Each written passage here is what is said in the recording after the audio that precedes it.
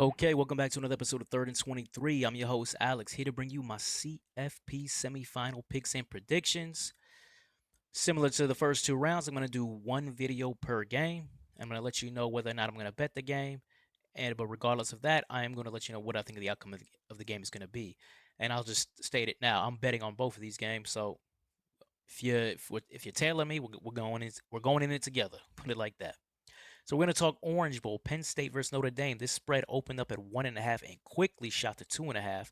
Depending on the book you're looking at, right now it's either 2.5. I've seen it bouncing up and down. So I want to get this video out there now before the spread continues to get out of whack.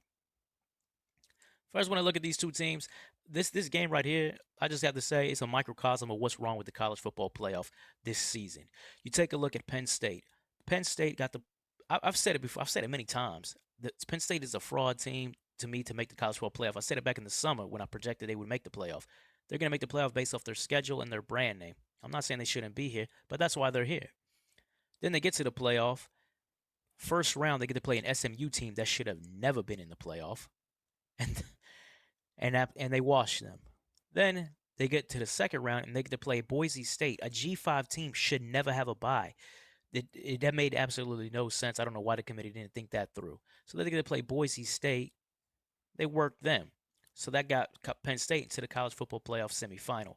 I'm telling you right now, I predict right now, I don't think any team going forward in the college football playoff, no matter how many teams you have in the playoff, 12, 14, 16, whatever they go to, no team is going to ever had a road this easy to the semifinal. So Penn State got a gift this year.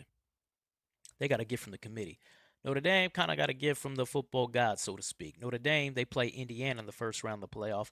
Indiana's 11-1 team, 11-1 Big Ten team. I'm not saying they shouldn't have been in. I never really had a beef with Indiana getting into the playoff. They were kind of fraud, weak schedule, and that's how they got there. Notre Dame worked them as expected. Notre Dame then goes to the second round. We're going to play Georgia, name brand program, real program, SEC champion. And they get to play Georgia without their starting quarterback. Gunnar Stockton, his first start, he didn't play poorly, but he also didn't make plays that you need to extend drives, score touchdowns, and win games. So Notre Dame kind of got a gift there. So both of these two teams got a gift, different types of gifts, but kind of got gifts to be in this college football playoff semifinal. But be that as it may, they're here now. So let's dive into these numbers and see what I believe is going to be the driving factor that's going to determine, or factors that's going to determine who wins or loses this game. So first off, when I look at Penn State, I watch Penn State. I'm watching Drew Aller, and I say, man, this guy's big quarterback, big arm. Looks like he should be an NFL prospect. Looks like he has NFL tools.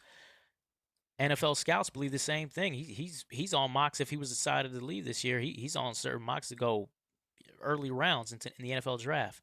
But then when you watch him play, and I'm like waiting for him to show me you're an NFL quarterback. Show me you're the real deal.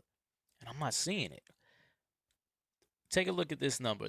I dive deep into this. So I took the top 6 opponents for Penn State this year, right? Throw everybody else out. Top 6 opponents. On 3rd and 6 or longer, Penn State is converting 27% of the time, and Drew is only completing 50% of his passes. So I'm watching him play. I'm like, damn, this dude can never extend drives. And the numbers support that. So for Penn State to have success offensively, they're going to have to be able to run the ball in this game. They're going to have to get it to 3rd and mediums, 3rd and shorts to be able to keep drives going, because I don't think Drew can consistently extend drives on 3rd and long, since he hasn't been able to do it this season. So now is Penn State going to be able to run the ball successfully? Penn State, right, ranked 7th in the country running the football, or not 7th, sorry, 25th in the country running the football. Notre Dame, 52nd in the country defending the run. But there's some inflation there.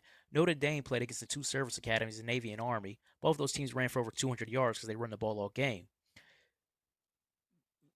Both those teams got absolutely blown out. So I don't believe that Notre Dame's rush defense is that bad. Now we look in the playoff, they've only given up 64 yards rushing in the playoff so far. So they've been able to shut down Indiana, which had a decent running game, and shut down a struggling Georgia running game, as they should. So point I'm making is I don't think Notre Dame's run defense is as bad as 52nd in the country, and I think Penn State might find some issues running the football. As I'm not a big believer in Nick Singleton and Katron Allen. Though I'll admit they're playing better this season than they did last year. Then I look at Penn State and I say, well, Penn State's got a top 10 ranked run defense. They're going against a Notre Dame running game that was top 10 in the regular season. This will be a good matchup, but then you got to dive more into the numbers. You got to double click into Penn State's run defense. The three best rushing teams they face this season are Ohio State, Oregon, and USC. Those three teams average 184 yards rushing against that Penn State run defense. So if you can run the ball, I think you're going to be able to run the ball against Penn State. And Notre Dame can run the ball. Now, there's been some running back struggles, right? In the playoff against Indiana and now Georgia, the running backs are only averaging 69 yards rushing. But that said, they're not the only ones who run the ball for Notre Dame. You guys know Riley Leonard's got wheels. He made some big plays with his legs against Georgia. So this is a game where I don't think Notre Dame. I'm sorry. By the way, that 69 yards rushing, I'm taking out the 98-yard touchdown run against Indiana because that happens like once every few seasons. That's not going to happen again, right? So you take that out, and they're averaging 69 yards rushing in the playoff. So for me, I look at this game and I say, man, Notre Dame is a legit running team. They've had some struggles from the running backs the past two games, but they're still able to run the ball with Riley against a Penn State run defense that might not be as good as their ranking leads you to believe.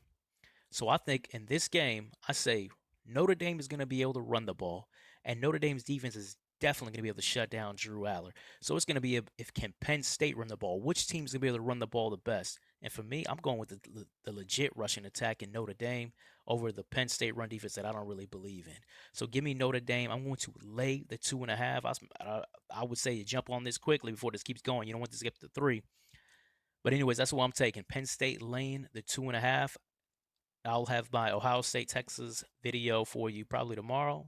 And if you like the content, please like, comment, subscribe, all of that. As you can see, my YouTube handle here in a few seconds. Take care.